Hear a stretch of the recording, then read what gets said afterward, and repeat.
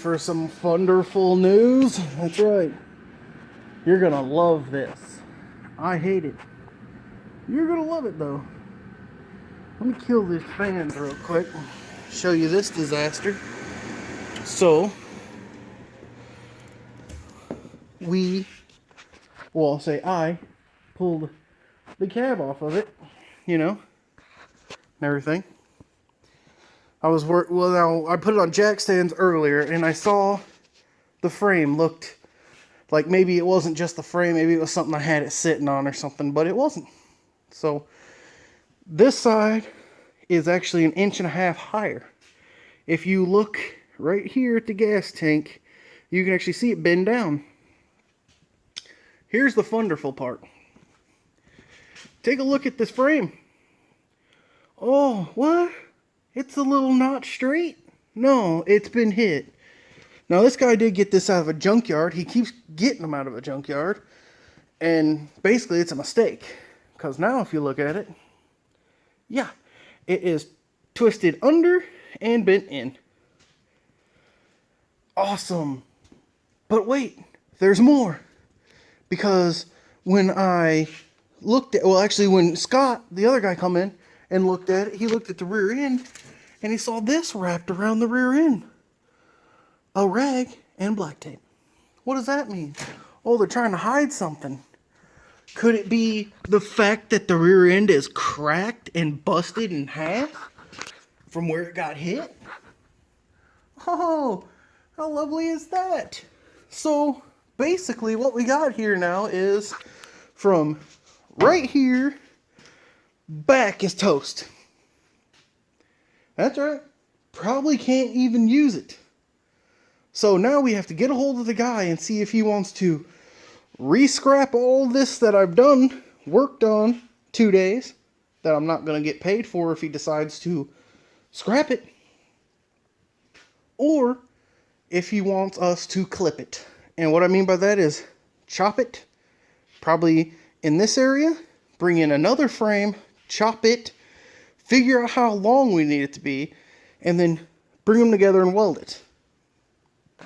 It sucks.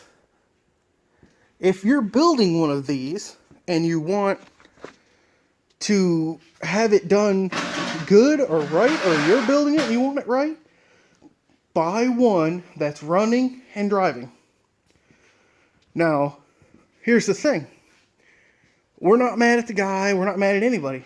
I know I sound a little bit aggravated, but I'm excited. I'm excited because it just sucks. It sucks for him, sucks for us. Because, dude, this is the second truck he's brought. The first one was wrecked, had bent frame. This one has 4 different tires on it. We couldn't tell outside. Brought it in here and put it on jack stands. It's bent. So, I'm sure he's hating it right now. And he's actually on a cruise, and we had to call him. So, yay, yippee skippy, we're ruining your cruise today. But, yeah. Pulling the motor apart. Pulling all the dash apart. Wiring. Pulling the cab off, waste of time. Now earlier, as I said, I didn't know the extent of the damage when the cab was on, because as you can see right there, there's a buckle spot. Actually, yeah, look right there. That's all the damage. And it's just toast. So, it sucks. Sucks for us, sucks for him. And yes, you did see Hemi-D in here. We just got the new window rubbers put in front and back. And guess what? It's going to be for sale. But it'll probably be sold by the time you see this. This is way off. But this I did a lot of work on myself. I fabricated that firewall and everything. Built these. Built the roll pan. Very proud of this truck. But, yep. Broken, busted, awesome. Oh, I'm so depressed over this one. But I'm going home. I'm done. I won't even be back until we have an answer on what we need to do to this. There's no point in me coming in until we know what we're doing. So I almost forgot to update you guys. We are going to be swapping engine into this. Putting this transmission on that engine, and running all of that on here. This frame is shot. We were thinking about clipping it, cutting it back here, welding the other part on. After we started looking at it, this thing has a broke lower control arm in the front. You know how hard you have to get hit to break a lower control arm? Look at that. Snapped right in half. It was hit so hard it pulled the axle out and jacked it up. So we honestly can't go through with doing anything to this frame out of pure safety on our part and his part. We could clip it and it could go down the road fishtailing. I mean, you never know how bad this front half is. So we're going to remove every bit of the engine stuff up here and put it over there. Every bit of that stuff we're going to leave on that frame and swap it. The actual fuel system and wiring harness, we don't know if we're going to have to swap that yet, because a lot of the times it's the same fuel pump and everything, but we don't know yet. I've got this bed off, got to get it off, like off of it, but it's ready to come off. We're actually trying to get rid of these parts as we go, but I mean, it's a mess. This is the second truck, as I've said, but we're back in the gear now, trying to make everything work together now. The only difference we found is this is a 44 RE and that's a 42 RE. The difference is there's 2 more clutches in this than that. That transmission's weaker. That's all it means. But this guy isn't building a hot rod. He's building a cruiser, basically. He doesn't want, high horsepower. He don't plan on doing brake torques and everything like that. So it's going to be good as, good as gold. Now, most of these harnesses, they will have all the same plugs as the other one. Now, this is a 98 frame. That's a 98. Same trucks. What we will do is unplug all the harness off the transmission. And when we put the new engine, or well, not the new engine, but that engine over there, the harness and everything should work together. But the only difference will be that some of the plugs, like for the transfer case and stuff, will have been just hanging. They won't be used.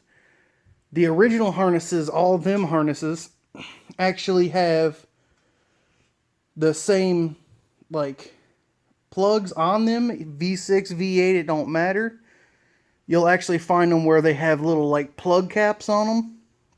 So, we're not worried about that because this harness will stay. This transmission will go.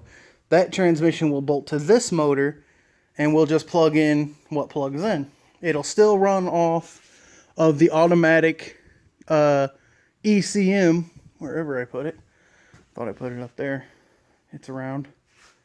I hope it's around. I didn't put it in that truck, did I? Oh, crap. Don't tell me that. I usually leave these things sitting somewhere safe. But right now, I don't see it, and I know we had it. It's here. I know it is. Yeah, it's right there.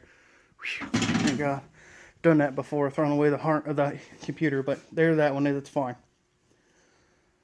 So anyway, everything's coming off. Well, not everything. The motor is coming off here and going onto that frame. This frame will then be scrapped or whatever. He said he just put new brakes on the front of this when he brought it to us, not knowing the frame was bent. He just did some brakes, and the rear end was busted like crazy. So we'll also have to switch fuel pump into the small tank and the small tank onto that truck. So 3 fuel tanks will have to get moved. As far as brakes and everything, we'll have to pull that whole brake system off and let it hang. The firewall and stuff on that, all that's going to be moved off. We'll have to keep the brakes though, I'm pretty sure. Because this master cylinder, we might have to move this master cylinder to that truck. I'm not sure. We'll get more into that when I get everything apart. But it is, what is today? Monday, before Christmas. Tomorrow's Christmas Eve. So yeah. We got rid of a ton of scrap. We got the windows seals put in Hemi-D. It is sitting out back right now. There's no point in posting it for sale yet because we actually have to wait until Christmas is over because nobody's going to buy anything right now. Not like that. So, I'm going to get back at it, guys. Make sure to like, share, and subscribe. And hit up the store, man. Buy some shirts. It helps fund the channel. I can't have the official stuff on there until you reach 10,000, which is going to be forever. I'm at 25.2 right now. And I really would love the subscriptions and shares. Please. Keep watching.